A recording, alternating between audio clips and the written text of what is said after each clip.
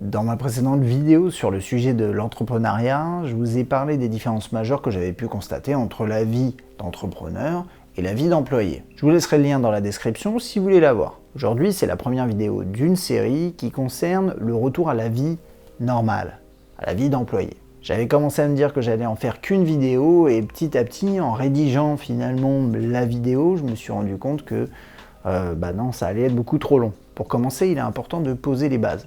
L'oubli du plan B.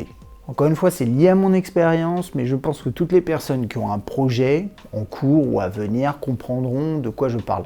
Quand on se lance dans un projet, on n'a pas envie de faire les choses à moitié, on n'a pas envie de faire les choses avec précaution, on a envie d'être à fond, et donc on ne pense pas à qu'est-ce qui peut se passer si ça ne marche pas. On veut tout miser dessus, on veut ne penser qu'à ça, et on est absolument persuadé que c'est la seule façon de réussir, et en tant que tel, on n'a pas forcément tort. Quand on entreprend et qu'on réussit, on a l'impression que le monde nous appartient. On est un petit peu sur un nuage, on a l'impression d'être invincible. On oublie la possibilité d'échec et on se dit que dans le pire des cas, putain, avec tout ce que je viens d'accomplir, les gens vont venir frapper à ma porte pour bosser avec moi, non ?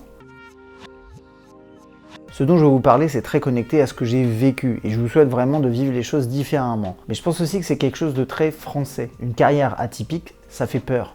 L'entrepreneuriat, c'est quelque chose qui n'est pas assez valorisé en fait en France. Et autre chose, l'échec en France, c'est pas très bien vu, c'est pas vu comme une opportunité d'apprendre. C'est presque tabou.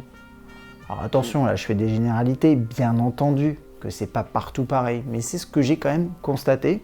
Et d'après ce que j'ai lu, c'est pas forcément la même chose dans tous les pays du monde. Et honnêtement, là-dessus, je suis le premier coupable. Moi, quand j'ai essayé de retrouver un boulot, et ça je vous en parlerai un peu plus dans une prochaine vidéo, j'ai eu beaucoup de mal à valoriser cette expérience d'entrepreneur, qui a eu des hauts et des bas, mais qui a quand même fait ressortir des compétences, ça représente une expérience. Mais ça, j'ai eu du mal à le valoriser, c'est pas facile non plus. Et le fait est que, et là-dessus vous pouvez me citer si vous avez envie, mais ce que je pense c'est que un échec, si vous en tirez pas de leçon, c'est simplement une baffe dans ta gueule.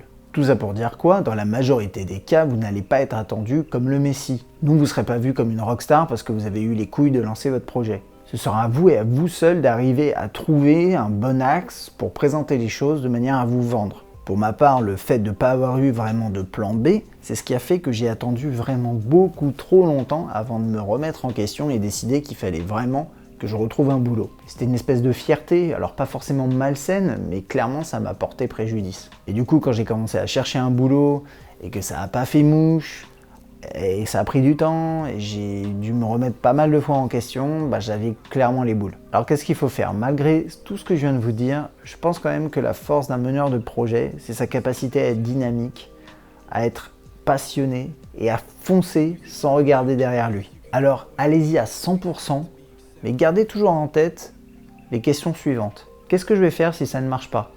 Comment transformer un potentiel futur échec en une leçon, en quelque chose qui vous apportera quelque chose, une opportunité même. Alors bien sûr, si votre projet fonctionne bien, il y a un moment où vous arrêterez de penser à ce plan B. Et je vous le souhaite. À la place de ce plan B, vous allez devoir trouver des façons d'avancer, d'évoluer, de grandir, définir une stratégie à moyen et long terme. Mais ça, c'est un autre sujet, mais qui est tout aussi important. Parce que la difficulté, quand ça marche bien, c'est de stagner et se reposer sur ses lauriers. Et je pense d'ailleurs que j'ai été coupable de ça. Voilà, ce sera tout pour cette petite vidéo d'introduction de cette série.